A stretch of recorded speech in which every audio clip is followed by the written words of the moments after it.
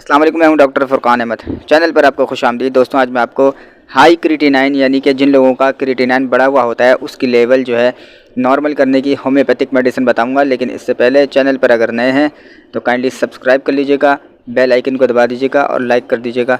तो चलें आइए शुरू करते हैं। दोस्तों, जिन लोगों का क्रिएटिनाइन लेवल बहुत ज़्यादा बढ़ा हुआ होता है उनको डायलिसिस का मशवरा दिया जाता है और ये कहा जाता है कि अगर डायलिसिस नहीं कराओगे तो ये हो जाएगा, वो हो जाएगा। लेकिन यहाँ ये भी जान लेना ज़रूरी है कि डायलिसिस जो है वो अपनी बॉडी से गंदगी निकालने का तरीका है। वैसे तो हमारी बॉडी से गंदगी निकलने के 3 रास्ते मौजूद हैं। पहला रास्ता जो है वो यूरिन के ज़रिए है कि यूरिन से भी जो है वो गंदगी बाहर निकलती रहती है। दूसरा है स्टूल पास करते वक्त यानी पखाना करते वक्त भी बहुत सारी गंदगी बाहर निकल जाती है। और तीसरा रास्ता है स्वेट्स यानी पसीने के ज़रिए भी पानी और नमक बाहर नहीं जाता बल्कि बहुत सारी गंदगी जिस्म से बाहर निकलती है। लेकिन इसके बावजूद क्रिएटिनाइन लेवल जो है वो नॉर्मल नहीं होता।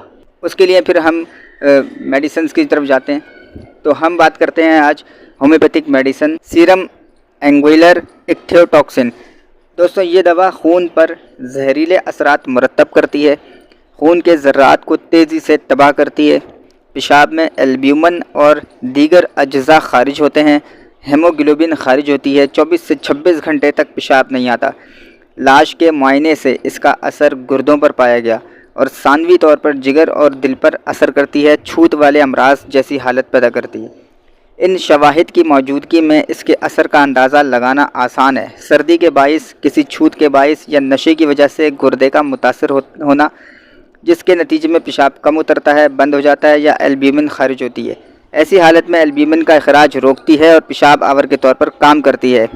गुर्दों का किसी कल्बी आर्जे की वजह से मुतासर होना, दिल की बेकायदगी, सुकड़ाव की कमी हो तो यह अच्छे नताइज देती है। लेकिन इस दवा का इंतखाब आसान नहीं है। डिजिटेलिस में शरियानों का तनाव बढ़ता है, पेशाब कम हो जाता है, इस्तिस्काई सूजन आती है। एल सीरम में इस्तिस्का के अलावा दूसरी अलामात भी पाई जाती हैं। ये बात जहन में रखनी चाहिए कि एल सीरम का असर गुर्दों पर है जबकि डिजिटेलिस का दिल पर। तजर्बात से यह फ़र्क साबित हो गया है कि एल सीरम ने दिल के कम सिकुड़ने के दौरे में बहुत कम काम किया, जबकि गुर्दों की खराबी के बायस खून में यूरिया की मकदार बढ़ जाने पर बहुत ज़्यादा काम किया, जबकि इस हालत में डिजिटेलिस नाकाम रही।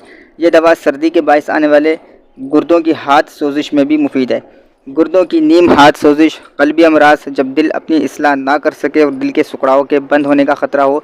डॉक्टर जॉइट के तजर्बात से ये बात साबित हुई है कि दवा पेशाब में खून और एल्ब्यूमिन तेज़ी से लाती है। हाथ सोजिश, गुर्दे में जब खून के अंदर यूरिया की मकदार बढ़ जाने का अंदेशा हो तो एल सीरम के बारे में सोचा जा सकता है। दिल के तबई फेल को बहाल करती है, दिल के कीवाड़ों की खराबी, सुकड़ाव का फुकदान और साथ इस्तिस्का, तंगी तनफ़ुस और पेशाब की रुकावट। दोस्तों, कहा जाता है कि गुर्दे के अचानक जो दौरे पड़े तो उसमें एल सीरम जो है वो ऊंची ताकत में देना चाहिए, जैसे कि 1 mg, 50 mg, CM वगैरह। तो दोस्तों, उम्मीद करता हूँ वीडियो आपको पसंद आई होगी। मिलते हैं अपनी नेक्स्ट वीडियो में। अपना बहुत ख्याल रखिएगा। अल्लाह हाफिज़।